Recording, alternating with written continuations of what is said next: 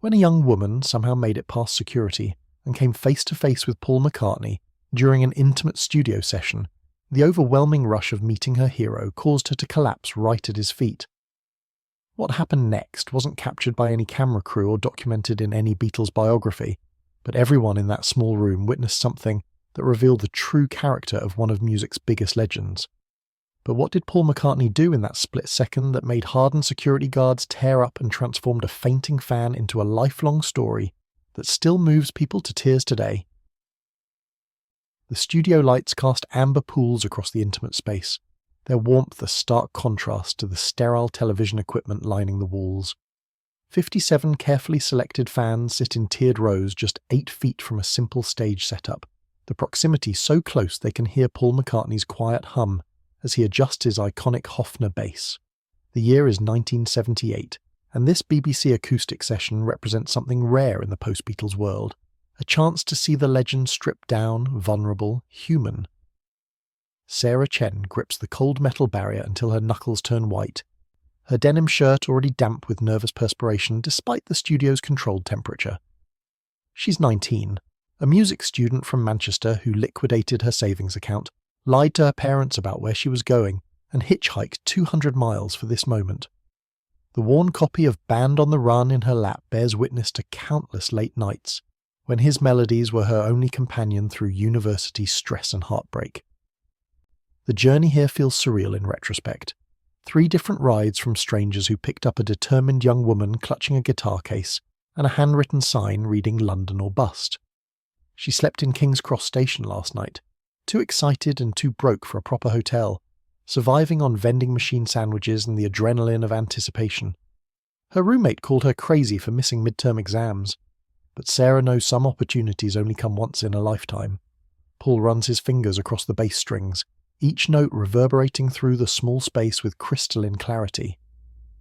No screaming crowds to drown out imperfections, no distance to hide behind, just him, his music, and faces he can actually see.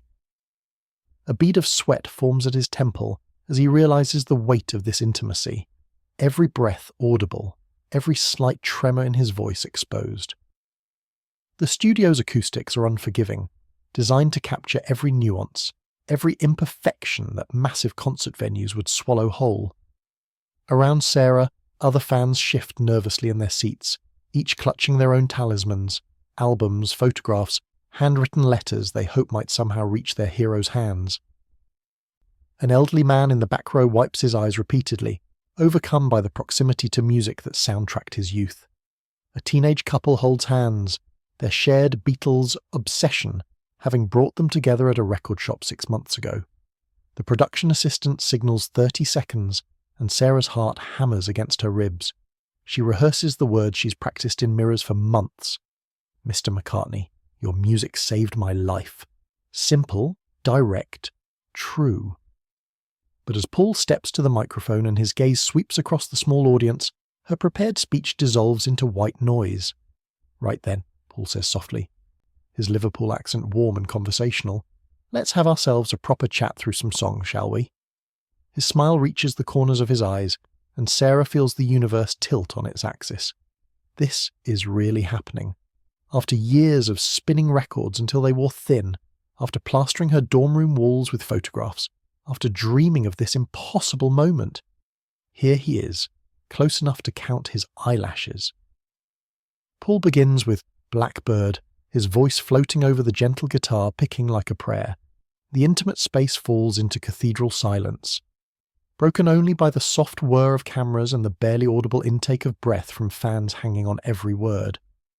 Sarah closes her eyes and lets the melody wash over her, but when she opens them, Paul's attention focuses directly on her, offering that small knowing smile that suggests he understands exactly what this means to the girl in the front row, whose tears are already flowing freely down her cheeks.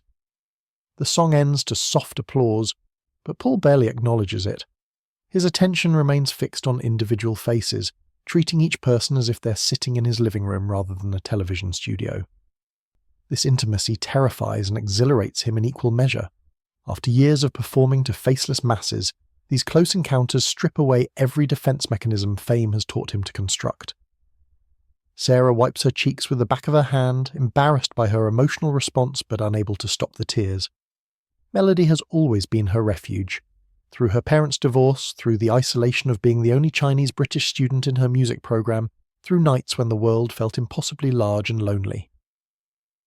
But Paul's songs created a sanctuary where she belonged, where melancholy could be beautiful and solitude could be strength. Paul adjusts his microphone stand, buying himself time to process the raw emotion radiating from the intimate gathering. He thinks of his mother Mary, who died when he was 14, leaving him to find comfort in melodies that seem to flow from some deeper source. He thinks of Linda, waiting at home with their children, who reminds him daily that fame is just noise compared to genuine human connection. He thinks of John, whose absence still aches like a phantom limb during quiet moments like these. The weight of these memories settles over him as he approaches the microphone. "This next one," Paul says, stepping slightly closer to the audience, "came to me in a dream about my mum." He begins the opening chords of Let It Be, and Sarah feels her breath catch in her throat. This is her song, the one that pulled her through her darkest semester, when academic pressure and cultural displacement nearly broke her spirit. The one she hummed during her grandmother's funeral last spring, finding solace in Paul's promise that there would be an answer. As Paul sings, his focus continues to roam the small crowd, making genuine contact with individual faces. He sees the elderly man in the back row, tears streaming down weathered cheeks. He notices the teenage couple holding hands, sharing this experience as part of their own love story. And his attention keeps returning to Sarah, whose emotional transparency reminds him why he began making music in the first place. Not for charts or critics, but for connection. The song builds to its climactic bridge, and Paul takes a step forward, drawn by some instinct toward the barrier that separates performer from audience. She rises slightly in her seat, her copy of Band on the Run sliding to the floor forgotten. Her prepared words evaporate as Paul extends his hand during the final chorus, not quite reaching her, but close enough that she can see the calluses on his fingertips from decades of guitar playing. The recording room holds its collective breath as the young woman stretches her trembling hand toward his, the gap between them representing everything she's dreamed of bridging. 15 years of listening, loving and longing condense into this single instant where fantasy threatens to become reality, where the voice that has narrated her inner life stands just inches away, real and warm and human.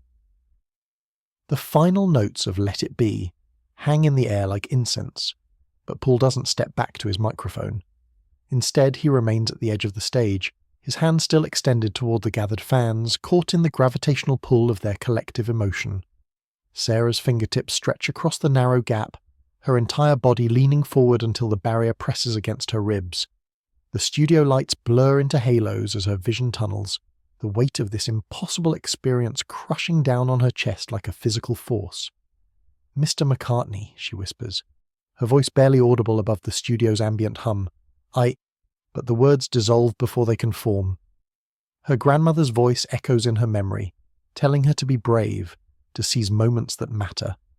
Her professor's encouragement when she doubted her musical abilities, every late night listening to Yesterday, when homesickness threatened to swallow her whole, all of it converges in this heartbeat where her hero's fingers hover just inches from her own. Paul sees the exact moment it happens, the flush draining from her cheeks, her eyes rolling back slightly as consciousness flickers like a candle in the wind. Her body goes limp, and she crumples against the barrier, her hand still reaching toward his as she slides toward the floor. The small venue erupts in concerned murmurs, but Paul hears only silence, his performer's instincts overridden by something deeper and more immediate. "Sarah!" calls someone from behind her, a friend who travelled with her, but Paul doesn't process the name or the voice. He sees only a young woman who gave everything she had to this moment, whose emotional reservoir finally overflowed. His bass hangs forgotten from its strap as he vaults over the monitor speakers, ignoring the production assistant who reaches out to stop him. Security guards converge from multiple directions, their training kicking in to manage what they perceive as a potential disruption. But Paul waves them off with a gesture that carries decades of stage authority, his focus entirely on the girl now slumped against the barrier's base. The carefully orchestrated television production grinds to a halt as cameras continue rolling, capturing something unscripted and infinitely more valuable than any planned performance. Paul kneels beside her, his knees hitting the studio floor without regard for his cream-coloured trousers. Her friend, a young man with worried eyes, hovers nearby, unsure whether to approach or give them space. The rest of the audience sits frozen, witnessing something that transcends entertainment and enters the realm of pure human compassion. "Easy there, love," Paul murmurs, his Liverpool accent thickened by genuine concern. He carefully touches her shoulder, checking for signs of consciousness while being careful not to invade her personal space. "Just breathe for me, yeah? Nice and slow." His voice carries the same tenderness he uses when comforting his own children after nightmares, the same gentle strength that once soothed Linda through difficult moments. The room's ambient noise, cooling fans, electrical hums, the distant chatter of production crew, fades into background static as Paul maintains his vigil beside the girl who fainted meeting her hero. This isn't a performance anymore. This is simply one human being caring for another in a moment of vulnerability. Sarah's eyelids flutter like butterfly wings, consciousness returning in soft waves rather than jarring jolts. The first thing she sees isn't the studio lights or the concerned faces of fellow audience members, but Paul McCartney's kind expression, weathered by decades of joy and loss, studying her with genuine worry. For a moment, she wonders if she's died and this is what heaven looks like, her musical hero's face hovering above her, his hand resting protectively on her arm. "There she is," Paul says softly, relief evident in his voice. "Welcome back. You gave us quite a scare there." He helps her sit up slowly, supporting her back against the barrier as she regains her bearings. Someone, a production assistant, appears with a bottle of water, but Paul takes it himself, testing the temperature on his wrist before offering it to her. The gesture is so naturally paternal, so devoid of celebrity pretense, that several audience members wipe away tears of their own. "I'm so embarrassed," Sarah whispers, her voice hoarse and shaking. "I've ruined your show, But Paul's warm laugh cuts through her apology, gentle and reassuring rather than dismissive. "Ruined it? Love, you've just reminded me why I fell in love with music in the first place."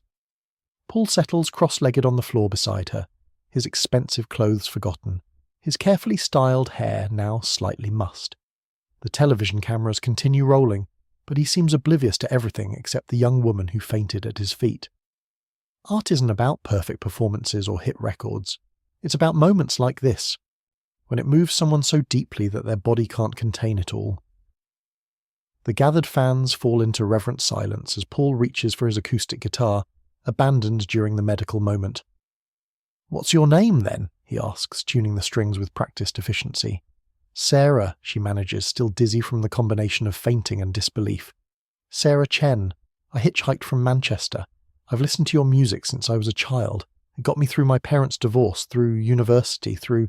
She trails off, overwhelmed by the surreal intimacy of confessing her life story to Paul McCartney while sitting on a studio floor. "Well, Sarah Chen from Manchester," Paul says, his fingers finding the opening chords of Here Comes the Sun. "This one's just for you." He plays it slower than usual, more intimate, his voice barely above a whisper so she has to lean in to hear every word. The rest of the audience disappears. The recording equipment fades into the background. The production crew stops their bustling. In this moment, it's just a man with a guitar singing to someone who needed to hear his song. As the final chord fades, Paul reaches into his shirt pocket and pulls out a pen. She watches in stunned silence as he signs her fallen copy of Band on the Run, his handwriting flowing across the cover in bold strokes. "To Sarah, thanks for reminding me that music is magic when it's shared with someone who truly understands. Keep listening with your heart. Love, Paul McCartney." The best part about making music, Paul says, helping her to her feet with the same care he showed moments before, is discovering that somewhere out there, someone like you has been listening not just with their ears, but with their entire soul. He hands her the signed album, their fingers touching briefly, the same moment that caused her collapse now serving as a gentle benediction. Years later, Dr. Sarah Chen will keep that album in her music therapy office, showing patients that the most powerful healing happens when we're brave enough to be vulnerable, when we allow ourselves to be moved so completely that we forget to protect ourselves from feeling everything at once. And sometimes, if they're very lucky, someone will be there to catch us when we fall,